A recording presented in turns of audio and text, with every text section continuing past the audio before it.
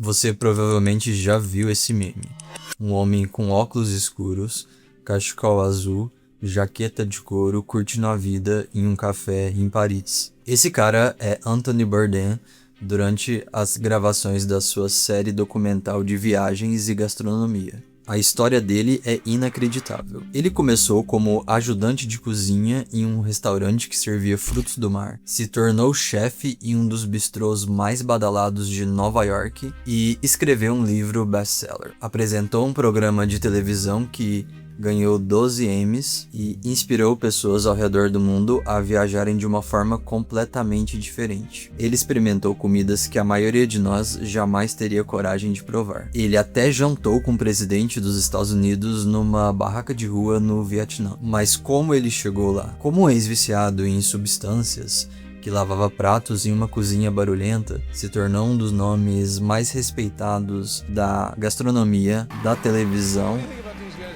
e da literatura, tudo ao mesmo tempo. Depois de ler o seu livro Cozinha Confidencial e assistir a inúmeros episódios do programa, algo mudou no meu ponto de vista. Existe algo ali que vai muito além das comidas exóticas e dos lugares desconhecidos. E eu quero te mostrar exatamente o que é isso. Mas para chegar lá, vamos começar do início.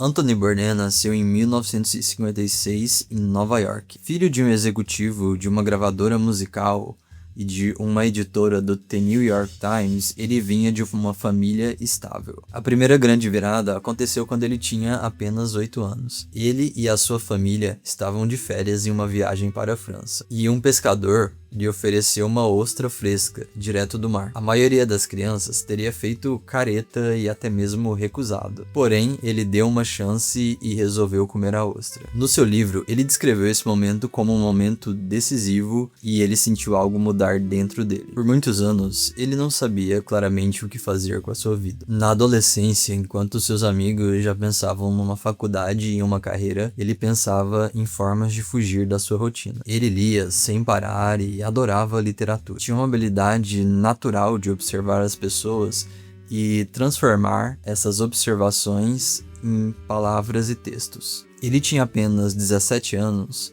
quando conseguiu seu primeiro trabalho como um ajudante de cozinha em um restaurante que servia frutos do mar em Massachusetts. Era um lugar simples, barulhento e cheio de turistas de verão. Nada glamouroso, mas foi ali que ele se identificou. Pela primeira vez na vida, ele se sentiu parte de alguma coisa. A cozinha tinha uma lógica própria e uma hierarquia brutal. E ele experimentou algo que nunca tinha encontrado em uma sala de aula. As pessoas que trabalhavam ali eram pessoas desajustadas, como ex-presidiários, imigrantes e pessoas com histórias bem pesadas e nada convencionais. E de alguma forma, ele se identificou com essas pessoas. Ele descreveu esse verão como o momento que entendeu quem ele queria se tornar. De volta a Nova York, ele tentou o caminho tradicional, uma faculdade prestigiada.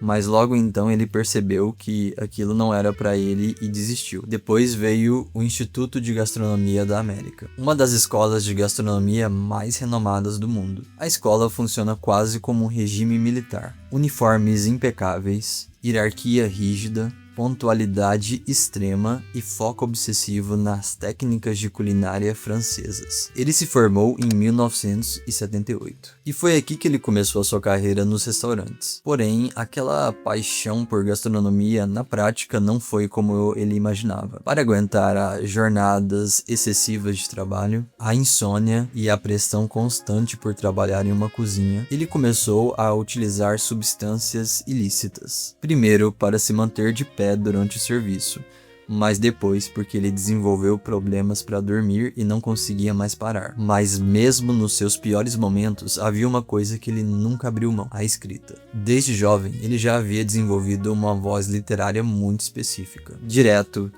irônico e até mesmo irreverente. O tipo de escrita que faz você se sentir como se você tivesse imerso dentro da cena e não apenas lendo sobre ela. Ele sabia que tinha esse talento e durante anos ele tentou usá-lo para sair das cozinhas. Seus primeiros livros foram publicados nos anos 90, 2 romances policiais. Ele apostou tudo e imaginou que a literatura seria a sua saída.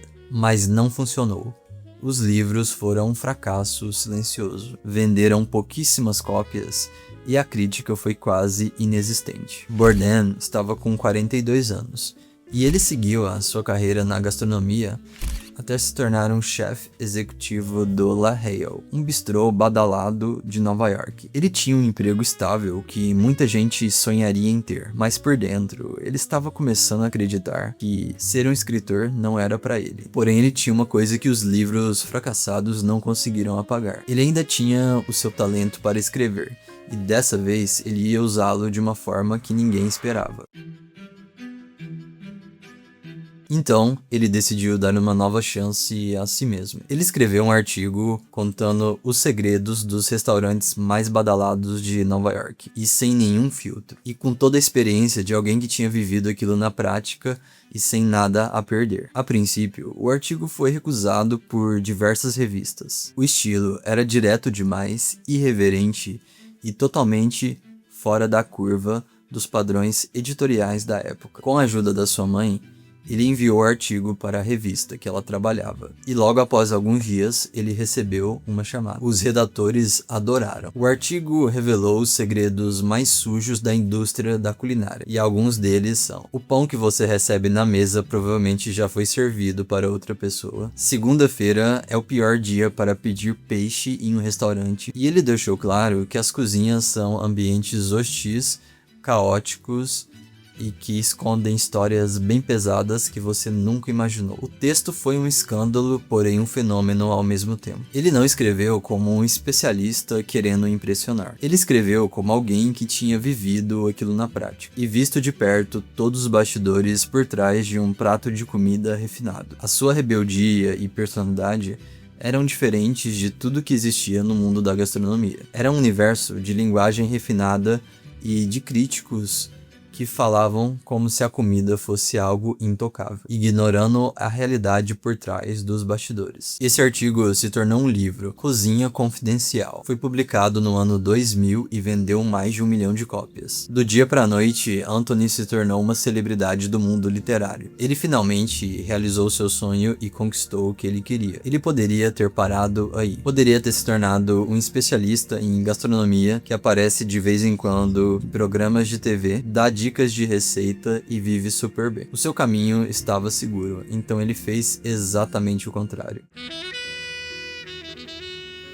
Em 2002, a CNN deu a ele um programa de televisão. A ideia era simples. Ele viajava ao mundo e experimentava comidas novas. Porém, ele alterou o formato desde o primeiro episódio. Enquanto outros apresentadores mostravam hotéis de 5 estrelas e restaurantes premiados, Bourdain foi para o Vietnã comer num banco de plástico. Além de visitar o Marrocos para comer em um mercado de rua, ele foi para vários lugares que normalmente eram evitados e eram considerados inviáveis e perigosos. Beirute durante um conflito militar, a Libéria logo após uma guerra civil, o Haiti depois do terremoto e até mesmo o Brasil. Ele veio para Belo Horizonte explorar a nossa cultura e gastronomia. E diferente de outros programas de TV, ele foi guiado por chefes e pessoas que trabalham nos restaurantes. Ele acreditava que quando você come o que as pessoas locais comem, visita os lugares que elas frequentam,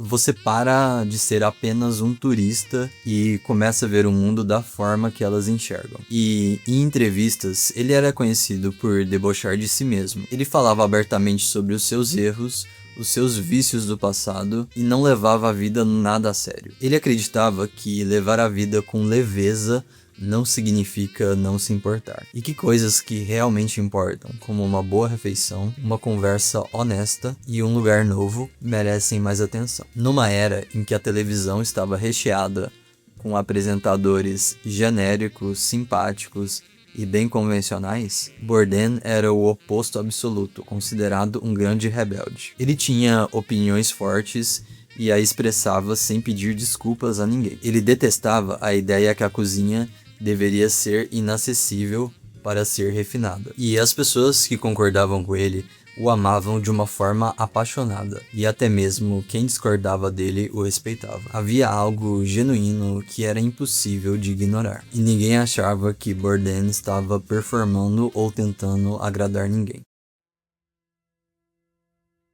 Mas então, o que podemos aprender com ele? Ele estava sempre em busca de novas culturas, novas experiências e novas formas de escapar da sua zona de conforto. Tem uma frase dele que eu não consigo esquecer, que é: o maior pecado é a mediocridade. E isso não é só sobre trabalho ou carreira. Pode ser sobre a sua vida em geral. Pode ser algo simples como ter coragem de experimentar uma cafeteria nova que abriu na sua cidade, ou aprender uma habilidade que você adiou por anos. Aceitar um convite que te deixa desconfortável, ou qualquer coisa que te tire do automático. Ele combinou 3 coisas que raramente aparecem juntas em uma única pessoa: a coragem de arriscar tudo, não levar a vida tão a sério e uma personalidade tão específica que se tornou universal. Porque quando você é autêntico, as pessoas se identificam com você.